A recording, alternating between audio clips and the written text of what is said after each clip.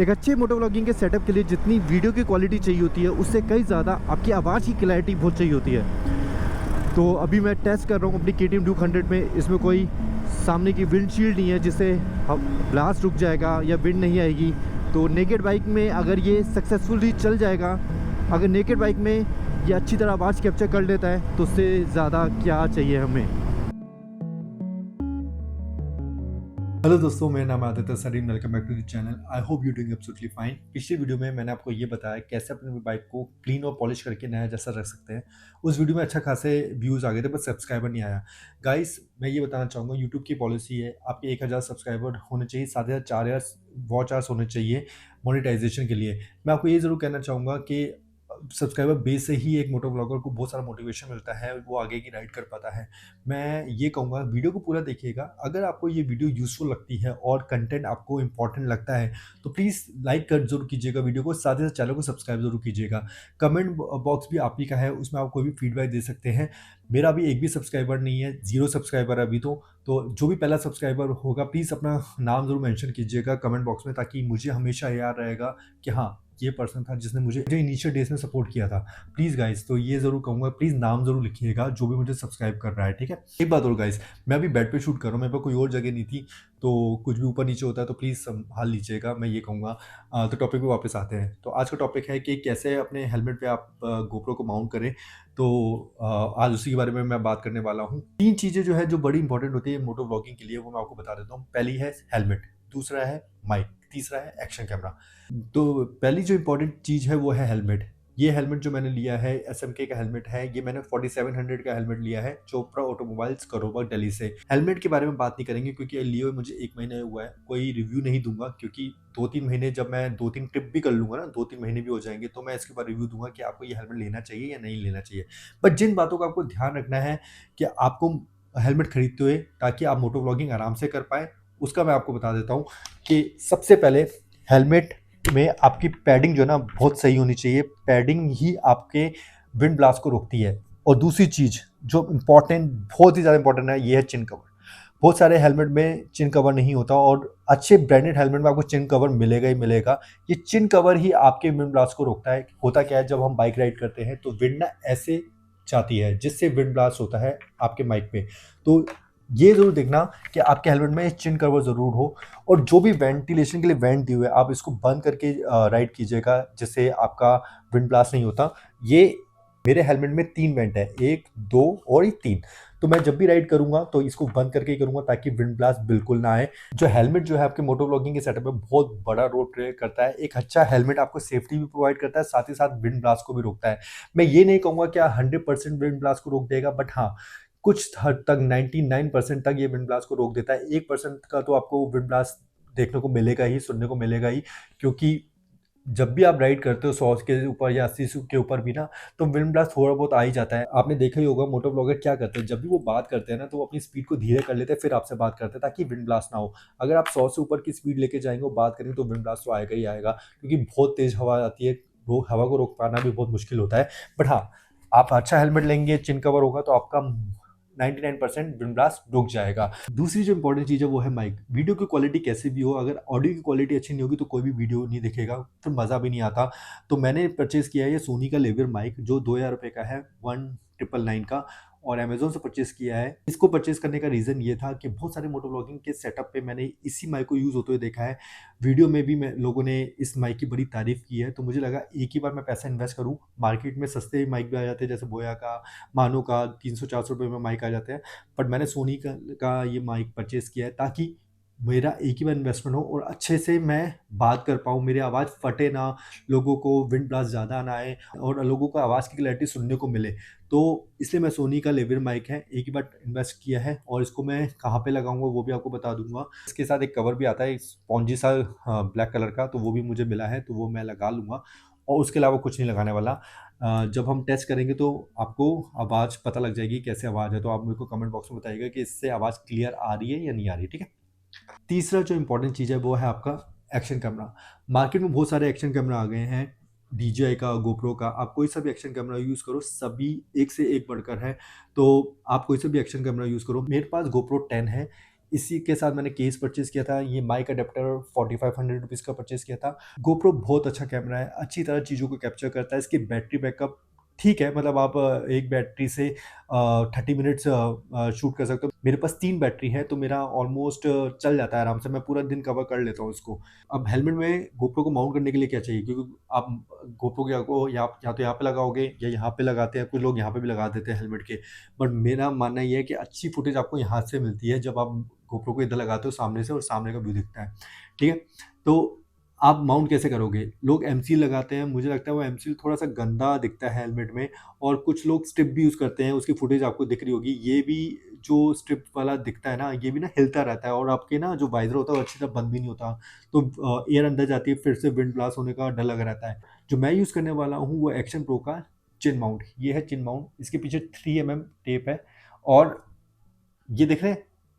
ये पूरा आपका हेलमेट में ऐसे लग जाएगा, आपका हेलमेट में इस तरह लग जाएगा, देख रहे हैं? और मैंने इसका रिव्यू पढ़ा था कि एक बार अगर आप ये लगा लेते हैं तो ये छूटता नहीं है, और मैंने किसी को ये नहीं देखा कि इसका रिव्यू बेकार है या ख़राब है, सब मोटो ब्लॉगर ये यूज़ करने लग गए हैं आज के डेट में। तो इसको हम यहाँ पे ऐसे चिपका देंगे आराम से, और ऐसे, और इसी के साथ ये भी आया हुआ है, देखो ये आपका मोटो ब्लॉग ये पूरा सेटअप ऐसा आया हुआ है, ये यहाँ पे अंदर घुस जाएगा, और ये आपका गोप्रो इसके ऊपर लग जाएगा, देख रहे हैं? ये पूरा आपका सेटअप ऐसे चिपक जाएगा, आराम से चिपक जाएगा, और कभी उतरेगा नहीं। मैं फटाफट इसको यहाँ पे चिपकाता हूँ, और अपने माइक को भी पूरा सेटअप कर देता हूँ, ताकि आपको बता सकूँ कि माइक मैंने कहाँ लगाया है।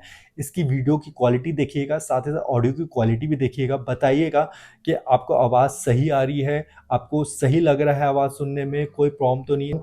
तो अब मैं आपको पूरा सेटअप करके दिखाता हूँ, फिर मैं बाइक में भी राइड करके दिखाऊंगा, और वीडियो की क्वालिटी और साथ ही साथ ऑडियो की क्वालिटी आपको पता लग जाएगी। तो मैं इसको पूरा सेटअप करके आपसे दोबारा मिलता हूँ। प्रोसेस स्टार्ट करते हैं। सबसे पहले आपको अपने हेलमेट का सरफेस साफ़ करना है। मेरा नया हेलमेट है तो इसमें धूल मिट्टी नहीं है। अगर आपका पुराना हेलमेट है तो आप इस माइक्रोफाइबर कपड़े से अपने हेलमेट को ऐसे साफ़ कर लीजिएगा जहाँ पे आपको लगाना है, ठीक है? पूरा साफ़ कर लीजिएगा अच्छे से। अब हम अपने हेलमेट में ये चेन माउंट को फिक्स करेंगे। मेरी कोशिश ये है कि मैं जितना नीचे लेके जा सकूँ इस चेन माउंट को मैं लेके जाऊँ, ताकि पूरा व्यू अच्छे से दिखे। कहते हैं ना 60% आपका सामने का व्यू दिखना चाहिए, 40% आपको बाइक का कंसोल भी, बाइक का जो डैशबोर्ड है वो ज़रूर दिखना चाहिए। इसके बीचों बीच मैंने ये इसको प्लेस कर दिया। अब मैं इसको टाइटली चिपका रहा हूँ। हमें ये देखना है कि बिल्कुल अच्छी तरह फिक्स हो जाए और सीधा लगे। अब देख रहे हैं, ये मैंने इसको ऐसे चिपका दिया, और इसमें ये भी लिखा हुआ था आप इसको सिर्फ एक ही बार प्लेस करें, ये नहीं कि आप एक बार ख़राब हो गया फिर इसको उतार रहे हैं फिर चिपका रहे हैं, ऐसा नहीं। अब मुझे नहीं लगता ये कभी हिलेगा। तो ये माउंट का काम हो गया। अब हमें माइक का काम करना है, जो मैं माइक यहाँ पे लगाऊंगा इस साइड, ठीक है? तो ये भी आपको लगा के दिखाता हूँ। सबसे पहले मुझे इस हेलमेट की पूरी पैडिंग निकालनी पड़ेगी। पैडिंग निकाल के फिर मैं यहाँ पे माइक लगाऊंगा इस साइड। मैंने इसकी पैडिंग निकाल दी है। माइक का तार जो आपको दिख रही होगी यहाँ पे, माइक की तार जो मैंने अंदर डाल दी है यहाँ से। अब मैं इसको बंद कर रहा हूँ। थोड़ी तार मैंने यहाँ पे निकाल दी है ताकि जो गोप्रो है वहाँ पे मैं इसको फिक्स कर सकूँ। अपने हेलमेट में माइक प्लेस कर लिया है। माइक मैंने यहाँ पे लगाया, आपको दिख रहा होगा। अभी मैंने टेप चिपकाई है क्योंकि मैं अभी माइक की टेस्टिंग करूँगा, तो मुझे ये थोड़ा सा आइडिया हो जाएगा कि मैंने माइक ऊपर लगाना है नीचे। अभी मैंने बिल्कुल थोड़ा सा चिन माउंट से थोड़ा ऊपर लगाया है, ठीक है? और तार को पूरा यहाँ पे कवर कर दिया है यहाँ से अंदर। और ये जो तार है, ये वाली जो तार है, ये मेरे गोप्रो में आ जाएगी। मैं आपको लगा के दिखा देता हूँ। और ये जो तार दिख रहा है ये मैंने इंटरकॉम की है जो यहाँ पे लग जाती है, ठीक है? तो पूरा सेटअप हो चुका है। अभी मैं इसकी टेस्टिंग करता हूँ। पहले मैं आपको गोप्रो लगा के दिखा देता हूँ कि गोप्रो यहाँ पे कैसे लगेगा। देख रहे हैं, बिल्कुल बीचों बीच आया है। इसको मैंने पूरी तरह टाइट कर दिया, और इसकी जो तार है इतनी ही छोड़ी है जितनी हमें चाहिए, और ये यहाँ पे लग जाएगी ऐसे, ठीक है?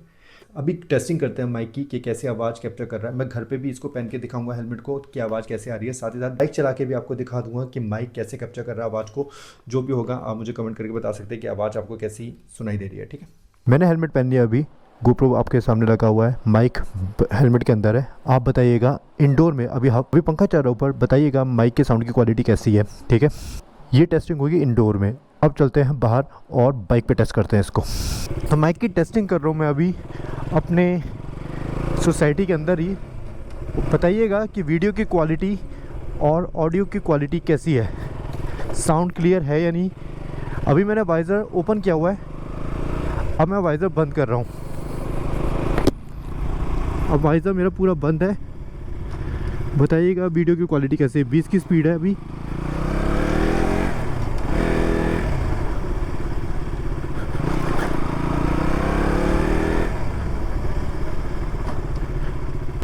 अब इसको बाहर लेके चलते हैं, वो टेस्ट करते हैं वहाँ पे। वाइज़र भी मेरा बंद है।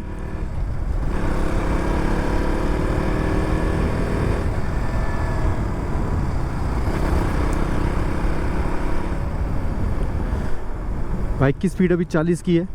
थोड़ा तेज करते हैं इसको।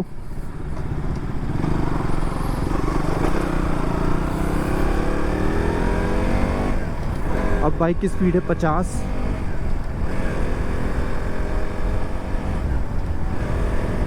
आप बताइएगा कमेंट करके कि साउंड की क्वालिटी कैसी है।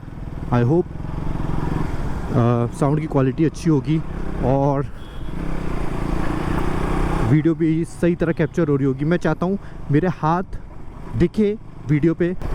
मेरा मानना ये कि मोटो ब्लॉगिंग के सेटअप में 60% आपका सामने का व्यू दिखना चाहिए और 40% आपके बाइक का कंसोल दिखना चाहिए। यहाँ पर इतना दिखना चाहिए कि हैंडल दिखे, ताकि फील होए कि आप बाइक चला रहे हैं। अब बाइक की स्पीड है ऑलमोस्ट 70। ज़्यादातर 70 की स्पीड ही होती है जो हम चलाते हैं। अब यहाँ से राइट ले लेते हैं ताकि एक बार और टेस्टिंग हो जाएगी स्पीड की।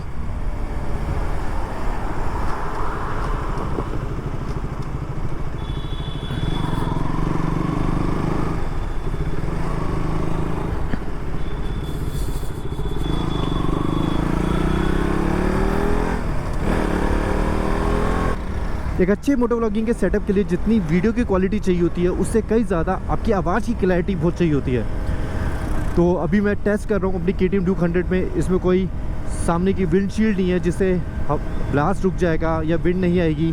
तो नेकेड बाइक में अगर ये सक्सेसफुली चल जाएगा, अगर नेकेड बाइक में ये अच्छी तरह आवाज़ कैप्चर कर लेता है तो उससे ज़्यादा क्या चाहिए हमें। आज की वीडियो को यहीं पे ख़त्म करते हैं। आई होप आपको ये वीडियो यूज़फुल लगी होगी। अगर यूज़फुल लगी है तो प्लीज़ चैनल को सब्सक्राइब ज़रूर कीजिएगा, वीडियो को लाइक कीजिएगा, जितने लाइक कर सकते हैं, जितना कमेंट कर सकते हैं इस वीडियो के रिगार्डिंग, ताकि वीडियो की रीच बढ़े। ख्याल रखिए, अपना परिवार का ख्याल रखिए। Enjoy, bye, take care.